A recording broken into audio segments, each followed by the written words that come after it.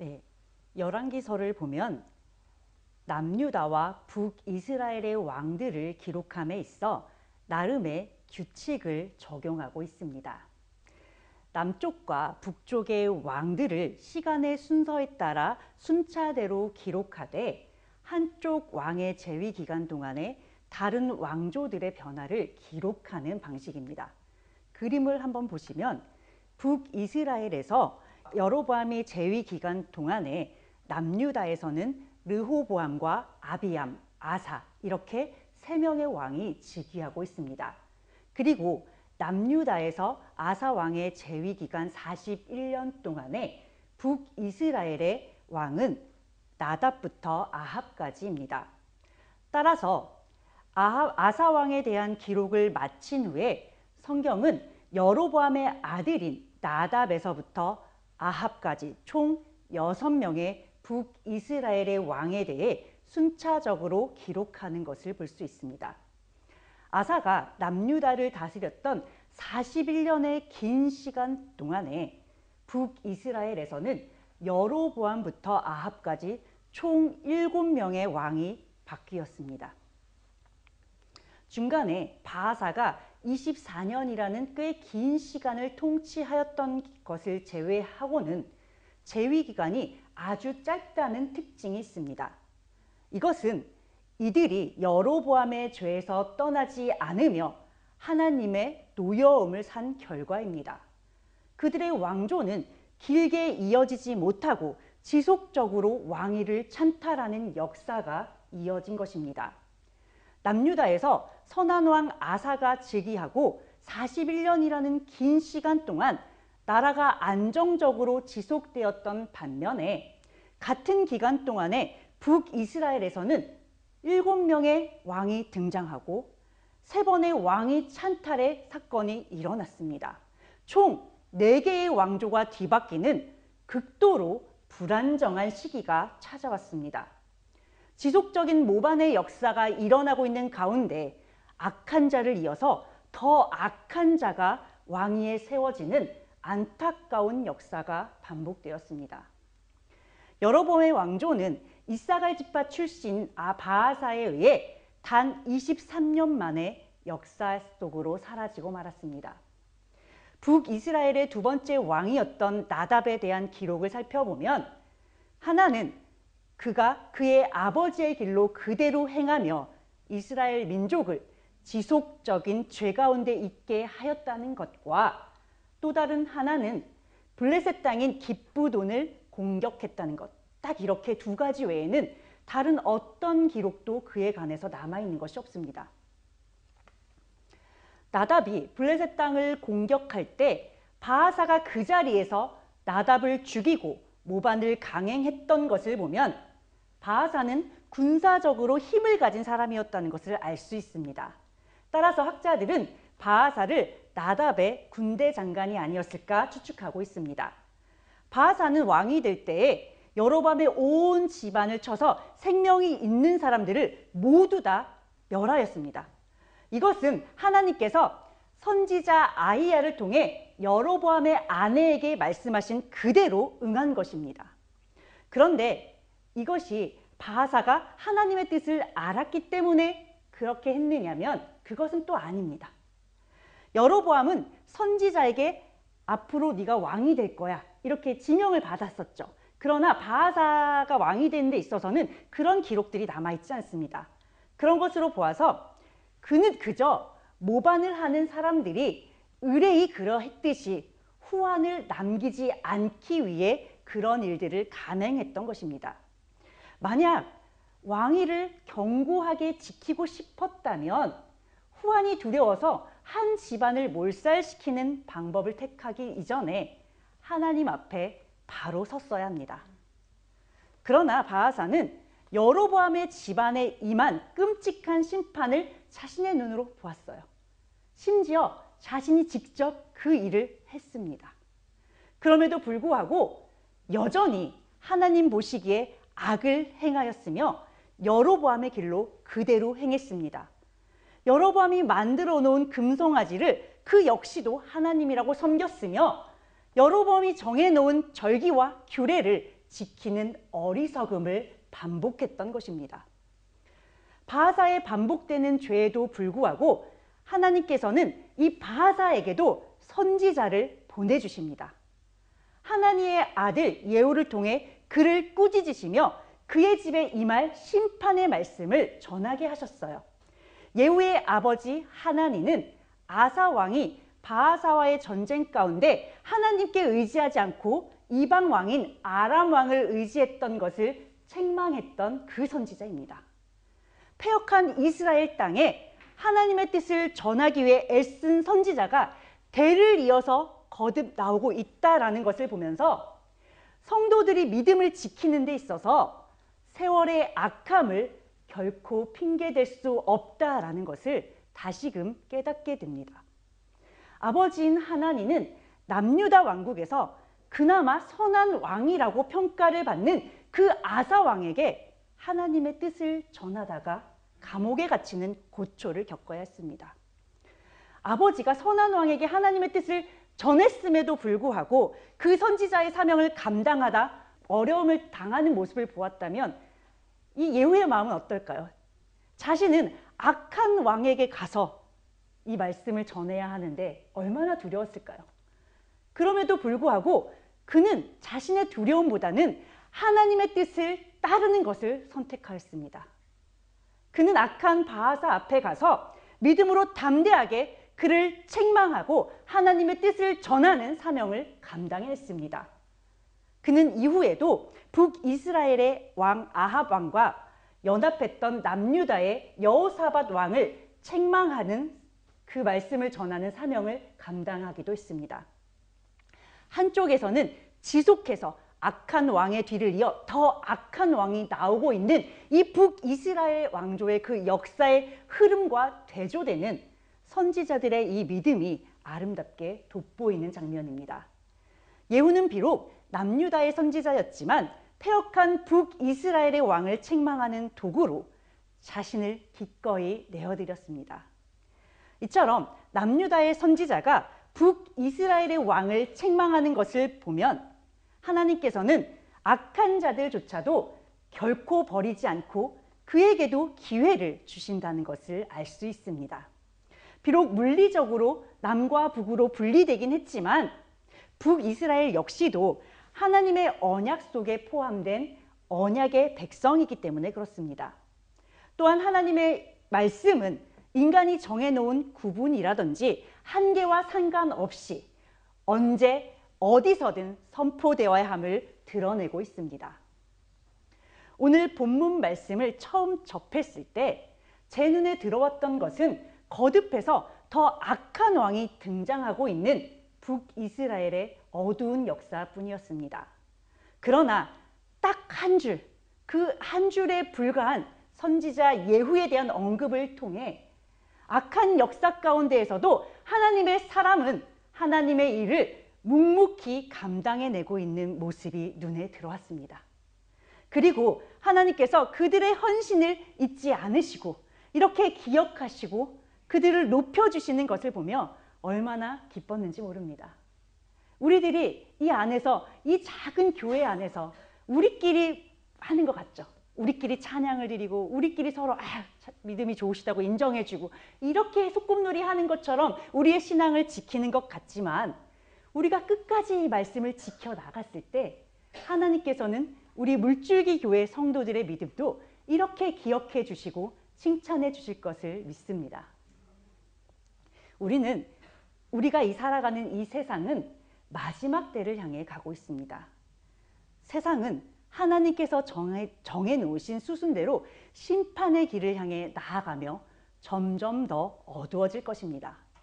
수천 년 전에 이스라엘이 처했던 이 상황과 지금 우리가 처해 있는 이 상황이 별반 다르지 않습니다.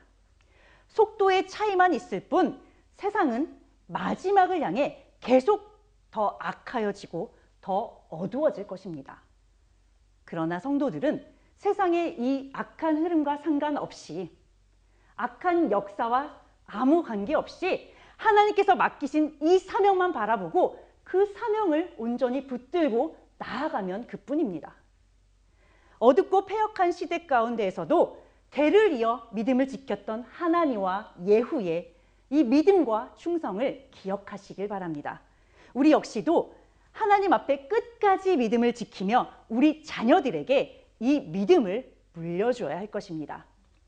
우리 역시도 마지막 때 적 그리스도를 대적할 귀한 진리의 말씀을 지키고 선포하는 자리에 담대하게 서야 할 것입니다. 연약한 우리 자신을 보면요, 아무것도 할 수 있는 게 없습니다. 그러니 오직 하나님만 바라보시고 의지하심으로 마지막 때 하나님께서 맡기신 이 귀한 사명을 끝까지 충성하심으로 감당하시길 바랍니다. 열왕기상 16장 3절, 내가 너 바하사와 내 집을 쓸어버려 내 집이 느바세의 아들 여로보암의 집같이 되게 하리니. 바하사는 이사갈 지파의 사람입니다. 그는 왕위에 오를 만한 어떤 정통성도 갖추지 못한 사람이었어요. 우리가 이사갈 지파라고 딱 했을 때 떠오르는 것이 있으세요? 없으시죠? 네, 그게 맞아요. 왜? 그만큼 12지파 중에 영향력이 별로 크지 않은 그런 지파예요. 굳이 바하사가 이사갈 지파 출신이다 라고 성경에 기록하고 있는 것은 그가 왕이 될 만한 어떤 조건도 갖추고 있지 않다는 것을 보여주기 위함입니다. 특별히 2절에는 하나님께서 그를 티끌에서 들어 왕으로 삼으셨다고 하시며 그의 존재가 얼마나 미약하고 별 볼 일 없는지를 드러내고 계십니다. 그럼에도 불구하고 하나님께서는 말씀하신 대로 여로보암의 집을 멸하시는 그 과정에서 그를 도구로 사용하셨던 것입니다. 만일 그가 여로보암이라는 사람은 왕으로 하나님께 지명을 받았던 사람이었어요. 그럼에도 불구하고 그가 죄된 행동을 하자 하나님 앞에 버림을 받았던 그 역사를 알았다면, 제대로 보았고 그 안에서 하나님은 이런 분이시구나 라는 그 하나님의 섭리를 발견할 수 있었다라면 그는 여로보암의 길을 그대로 따르는 어리석은 행동을 하지는 않았을 것입니다. 그러나 그는 앞선 역사를 보며 아무것도 배운 것이 없습니다. 돌이킴 없이 여로보암의 길을 그대로 답습하며 하나님의 진노를 샀습니다. 하나님은 여로보암과 동일한 죄를 지은 바하사에게 여로보암의 집과 같이 망할 것이라고 선포하셨어요. 하나님의 심판의 말씀 그대로 바하사가 세웠던 왕조는 그의 아들 엘라의 시대에 그가 왕위에 오른 지 단 2년 만에 사라지고 말았습니다. 그가 블레셋과의 전쟁을 하고 있을 때 시위대장이었던 시므리의 반란으로 그 왕조가 끊어진 것입니다. 시므리는 바하사가 했던 것과 똑같이 그 바하사의 집안을 모두 진멸했습니다. 자, 나답이 즉위한 지 2년 만에 블레셋과의 전쟁 중에 군대 장관이었던 바하사에 의해 그 왕조가 끊어졌습니다. 그런데 그것과 똑같이 바하사의 집안 역시 엘라가 즉위한 지 2년 만에 블레셋과의 전쟁 중에 시위대장 시므리의 반란으로 그 왕조가 끊어져 버린 것입니다.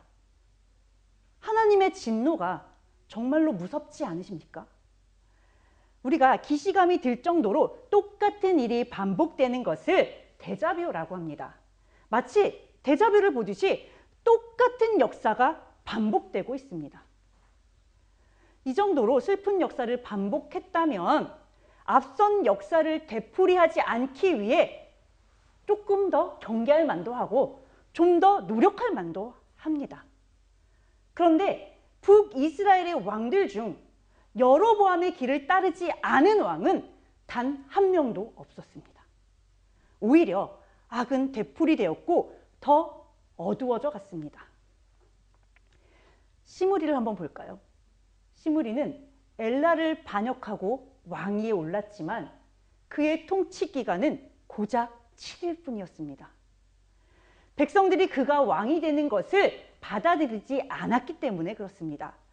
전장에 나가 있던 군인들은 군대 지휘관이었던 오므리를 왕으로 추대하고 왕궁이 있던 디르사를 공격하였습니다.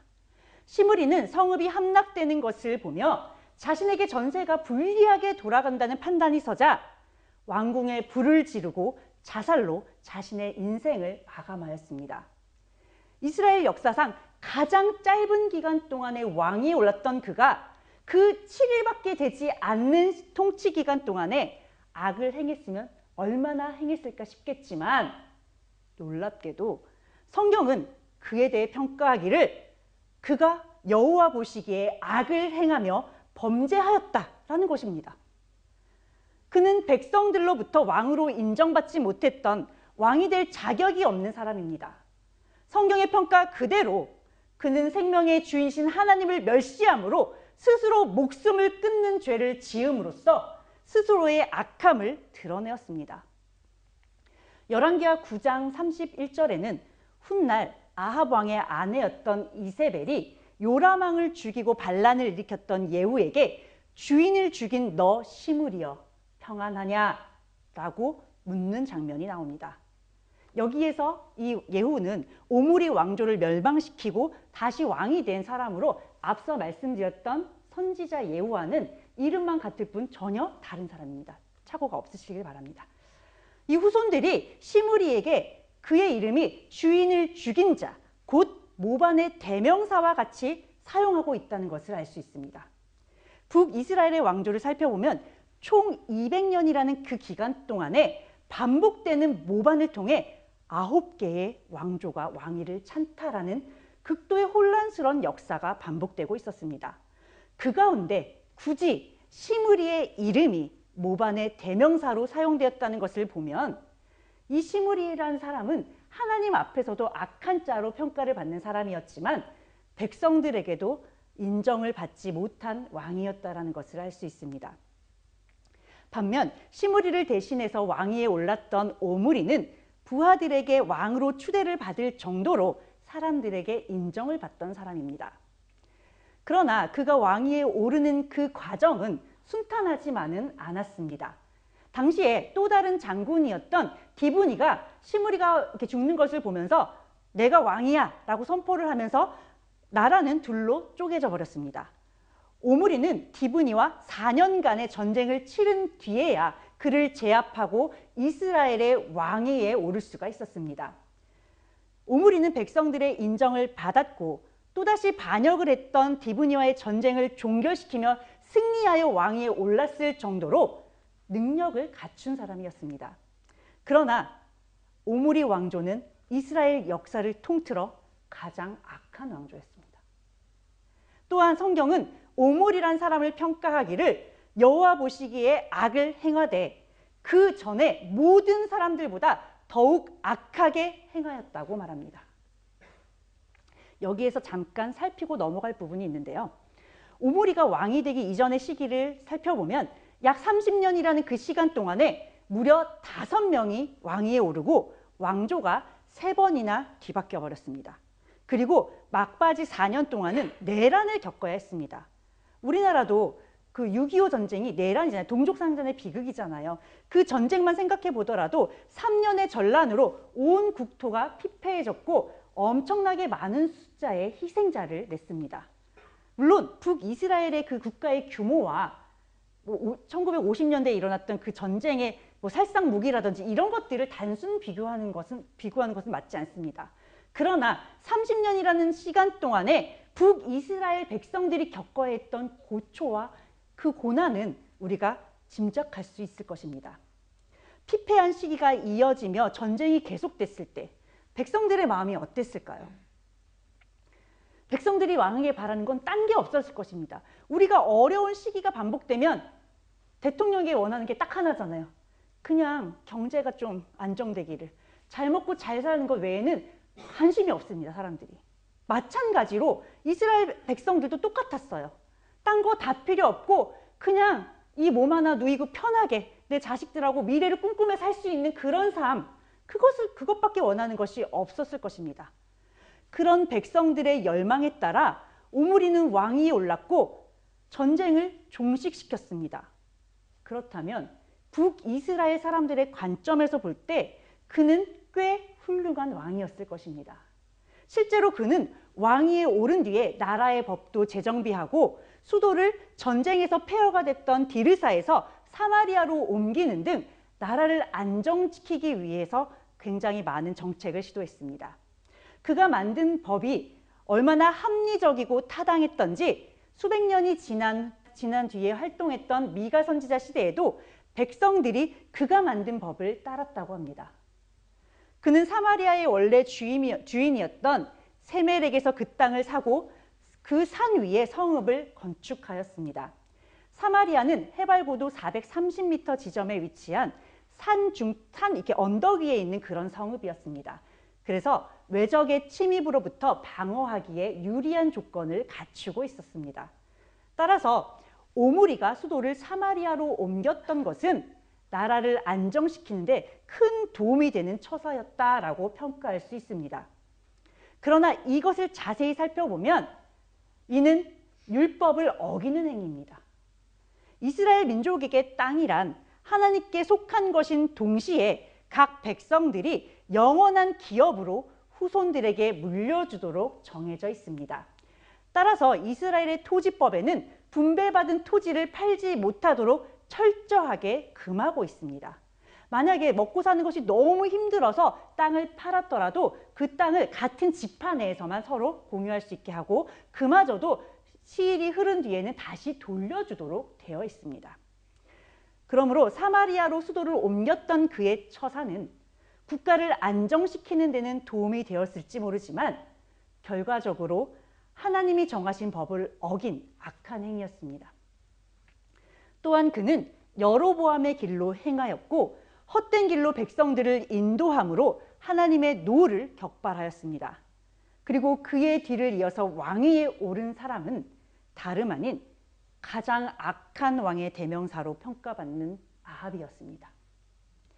아합 왕에 대한 기록은 오늘 본문의 말씀부터 이후 22장 40절까지 나오고 아합의 아내였던 이세벨에 대한 기록은 열왕기하 9장까지 나오는 것을 감안해 봤을 때 북이스라엘 왕들 가운데 가장 성경에 많은 분량을 차지하고 있습니다. 그러나 안타깝게도 그와 관련된 이 긴 기록은 대부분 그와 그의 아내였던 이세벨의 악함에 대한 그 악행을 기록한 내용들입니다.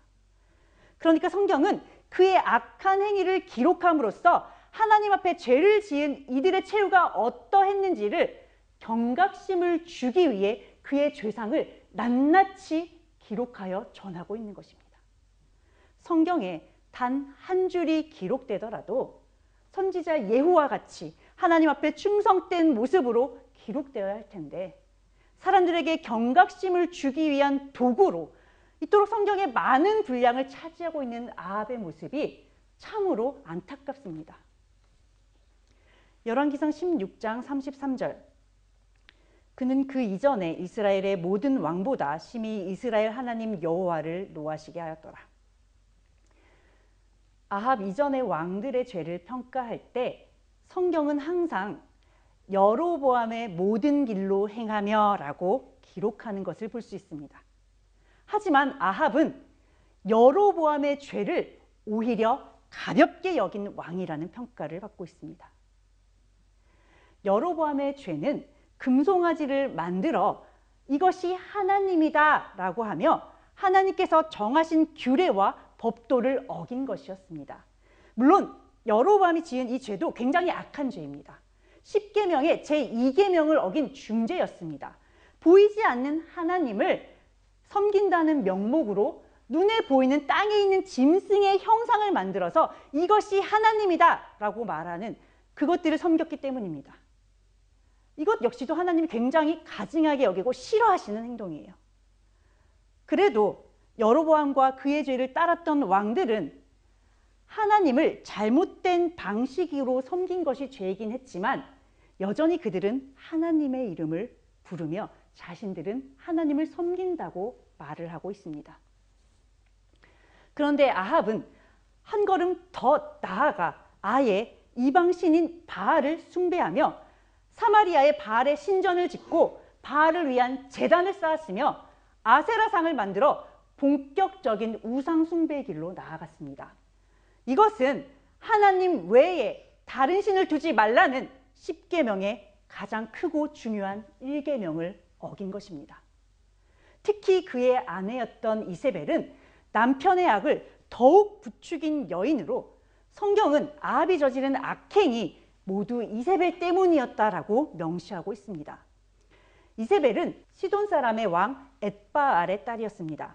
시돈이라는 나라는 두로와 함께 페니키아의 두 도시 국가로 우리가 솔로몬의 성전 건축을 도왔던 히람 왕을 기억하실 것입니다. 그가 통치했던 그 지역을 다스렸던 왕이 바로 엣바알입니다. 오므리는 정치적인 이유로 아합을 시돈의 공주와 결혼을 시켰는데 이것은 정치적으로는 유익을 갖다 주었을 것입니다. 그러나 결과적으로는 이스라엘을 바알 숭배라는 영적 타락의 길로 활짝 문을 열어준 계기가 되었습니다.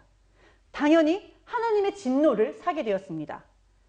엣바알이라는 이 이름의 뜻은 바알이 그와 함께 있다라는 뜻이에요. 그의 이름만 보더라도 그 딸인 이세벨이 아버지로부터 얼마나 영적으로 악한 영향을 받았을지 짐작할 수 있습니다. 우상숭배에 참으로 열심이었던 이 이세벨의 영향 아래 북이스라엘은 돌이킬 수 없는 우상숭배의 길로 나아가고 말았습니다. 수도 사마리아가 바알 숭배의 중심지로 전락해버렸습니다. 이처럼 하나님을 배역하는 분위기가 사회적으로 조성이 되자 아합의 통치 시기에 하나님의 명령을 거역하여 여리고성을 건축하는 사람이 생겨났습니다. 그리고 여호수아가 경고한 대로 베델 사람 히엘이 그 일을 감당했을 때에 여리고성을 재건하는 도중에 맏아들과 막내 아들을 잃고 말았습니다. 사무엘상 15장 29절 이스라엘의 지존자는 거짓이나 변개함이 없으시니 그는 사람이 아니심으로 결코 변개하지 않으심이니이다 하니 이스라엘 백성이 요단강을 건너 가나안에 입성한 직후에 가장 먼저 점령했던 곳이 바로 여리고성입니다. 고고학자들의 발견에 따르면 여리고성은 엄청난 양의 흙이 둑을 만들어 도시를 두르고 있었고 성의 외벽은 약 14m의 높은 옹벽이었다고 합니다.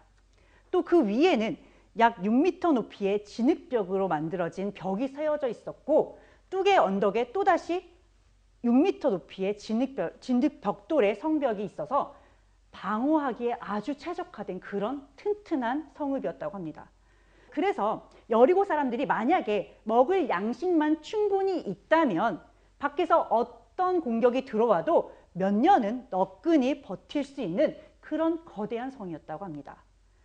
이스라엘이 여리고성을 공격할 당시에는 이스라엘에는 오랜 기간 동안 그 광야를 돌면서 들어왔기 때문에 그들에게는 먹을 것이 없었어요. 하지만 여리고성은 추수를 막 끝낸 시점이었기 때문에 성 안에 먹을 것들이 아주 풍성했습니다. 실제로 여리고성을 발굴했을 당시에 곡식이 가득 든 항아리가 굉장히 많이 발견되었다고 합니다. 학자들은 이것을 보면서 너무 이상한 일이라고 하였는데 왜냐하면 성을 정복하고 나면은 그 속에 곡식이 그만큼 많다? 그러면 그것을 약탈해 가기 때문에 전리품으로 취하기 때문에 그렇습니다. 그러나 우리는 알죠. 이것이 성경에 기록된 그대로라는 것을. 이스라엘 백성이 여리고성을 무너뜨렸을 때 그 성에 있는 모든 것들은 여호와께 구별된 것으로 그것들을 약탈하지 않았다는 것을 우리는 알고 있습니다. 그러니까 이런 여리고성에서 그 고고학적으로 발굴됐던 그 정황들이 성경과 정확하게 일치하고 있다는 것을 우리는 알 수 있습니다. 또한 학자들이 말하기를 그렇게 많은 곡식이 그대로 남아있다는 것은 물론 약탈하지 않았다는 것도 의미하지만 그들이 공격당한 그 시간이 굉장히 짧았다는 것을 의미한다는 거예요. 공격 시간이 길어졌다면 양이 조금 줄어 있었겠죠. 그러나 여전히 그득그득 들어있었다는 것입니다. 모든 것이 성경이 기록한 그대로입니다.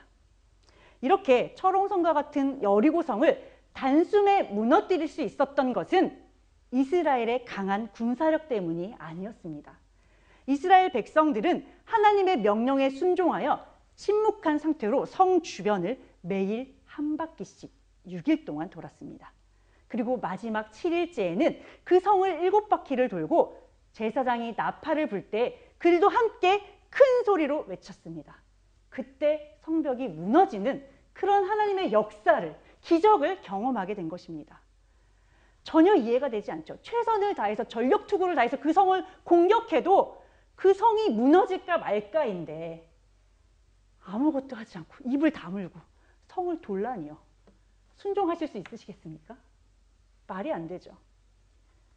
그러나 그들은 도저히 가능할 것 같지 않은 이 하나님의 명령에 온전히 순종했고, 그들이 그렇게 순종했을 때 그토록 단단한 성이 무너지는 역사를 눈으로 볼 수 있었던 것입니다. 여리고성을 정복한 뒤에 여호수아는 무리와 맹세하며 경계하기를, 이 여리고성을 다시 건축하는 자는 누구든지 하나님의 저주를 받을 것인데 그 기초를 쌓을 때 장자를 잃게 될 것이고 그 문을 세울 때 막내 아들을 잃게 될 것이라고 하였습니다. 여호수아의 이 경고의 말씀이 500년이라는 시간을 훌쩍 지나 아합의 시대에 그대로 성취된 것입니다. 축복의 말씀도 우리가 그 말씀을 온전히 믿고 순종할 때 결실을 볼 수 있습니다. 저주의 말씀도 마찬가지로 우리가 그 말씀대로 그대로 행할 때 저주가 그 자리에 임하는 것입니다. 그러니까 축복의 말씀은 그대로 임하도록 순종해야 하지만 저주의 말씀은 임하지 않도록 그 악한 행동을 끊어버리고 그 저주의 자리에서 돌이켜 나와야 하는 것입니다. 하나님의 말씀은 1.1획도 변함없이 그대로 이루어질 것을 반드시 믿으시기 바랍니다. 퇴역한 이스라엘 백성들은 여호수아의 이런 경고를 아예 몰랐을 수도 있고, 알고 있었으면서도 설마 그 옛날에 기록된 것이 진짜일까? 그런 안일한 마음에 그것을 무시했을 수도 있습니다. 그러나 어느 쪽이 되었든 그것은 하나님 앞에 불신앙이고 하나님의 경고를 무시하는 악한 행동일 뿐입니다. 몰라서 그랬다고 핑계할 수 없다라는 것입니다. 왕으로서 나라를 부강하게 만들고 나라를 안정적으로 이끌어가는 것, 정말 굉장히 중요한 역량입니다. 리더의 역량이죠. 그러나 그보다 더 중요한 것이 있습니다. 바로 하나님을 경외하는 올바른 신앙입니다. 지도자가 신앙으로 바로 섰을 때 나라의 근간이 되는 법과 제도가 성경적으로 바로 세워질 수 있으며 나라 전반에 걸쳐 성경적으로 바른 문화가 형성됩니다. 우리가 속한 기관들도 마찬가지예요. 우리가 속한 회사, 그리고 우리가 일하는 일터, 우리 가정 다 마찬가지입니다. 그 가정을 이끌어가는 가장이 어떤 믿음을 가지고 그 가정을 이끌어가느냐, 그것에 따라 그 가정의 분위기가 결정되는 것입니다. 어떤 결정을 내려도 그들은 믿음으로 하나님 앞에 충성하고 온전히 바로 서는 결정을 내릴 것입니다. 그러나 이스라엘은 역사로부터 교훈을 얻지 못한 채 점점 더 악한 길로 치닫고 말았습니다. 우리가 바른 신앙을 기준으로 그 길을 올곧게 따라가는 것이 하나님께서 정하신 우리의 인생길입니다. 이 길에서 아주 조금이라도 벗어나는 것, 그것이 바로 죄입니다. 조금 벗어났을 때 내가 또 벗어났구나. 빨리 눈치채고 돌아가야 돼요. 그것을 깨닫는 순간에 바로 돌이켜서 믿음의 길을 계속 따라간다면 여기서 또 조금 벗어나도 계속 돌아가면 결국 그 마지막은 하나님께서 예비하신 천국일 것입니다. 그러나 요 정도 벗어나는데 아직 여기 길이 보이는데 괜찮아, 이 정도는 용납할 수 있겠지, 안심하며 그 길을 돌이키지 않고 계속해서 악한 길로 나아간다면 진리의 길로부터 점점 더 멀어지고 어느 순간에는 돌이킬 수 없는 영원한 사망의 길로 치닫게 될 것입니다. 북이스라엘에는 시간이 갈수록 점점 더 악한 왕이 세워졌고 결국 그 악한 왕들의 끝은 가장 악한 왕의 등장입니다. 선한 왕들이 그나마 중간중간 나타나 가던 길을 돌이켰던, 그것을 반복했던 남유다의 왕국과는 대조적입니다. 그런데 이 두 나라를 보면 시기의 차이만 있었을 뿐 두 나라 모두 멸망의 길로 나아갔습니다. 세상의 모든 나라들 가운데 역사적으로 망하지 않은 나라는 하나도 없습니다. 흥망성쇠를 거듭하며 새로운 나라가 세워지기를 반복하는 역사를 거듭하고 있습니다. 결국은 모두 멸망을 향해 나아가듯 우리는 이제 정말 막바지에 이르러 예수 그리스도께서 재림하실 그날을 향해 나아가고 있습니다. 그러나 하나님께서는 수천 년 전에 이 이스라엘의 역사를 우리 앞에 다시 보여주셨어요. 거기에는 앞선 역사를 반복하며 멸망의 길로 나아갔던 악한 사람들이 있었던 반면 악한 세대를 본받지 않고 끝까지 하나님 앞에 믿음을 붙들고 충성한 자들도 있었습니다. 이미 하나님께서 이것들을 저희들에게 다 보여주셨단 말이에요. 그렇기 때문에 우리는 세상이 너무 어두워서 그랬어요. 제가 몰라서 그랬습니다. 이런 핑계를 댈 수가 없습니다. 끝없이 어두운 세상에 굴복하며 악한 길에 동참할 것인지, 그럼에도 불구하고 하나님만을 믿고 의지하며 어두운 세상 가운데 믿음의 등불을 들 것인지, 끝까지 이 믿음의 등불을 꺼뜨리지 않을 것인지, 그것을 선택하는 것은 우리들의 몫입니다. 부디 끝까지 믿음을 지키시며 충성하시어 담대한 믿음을 우리의 자녀들에게 물려주시기 바랍니다.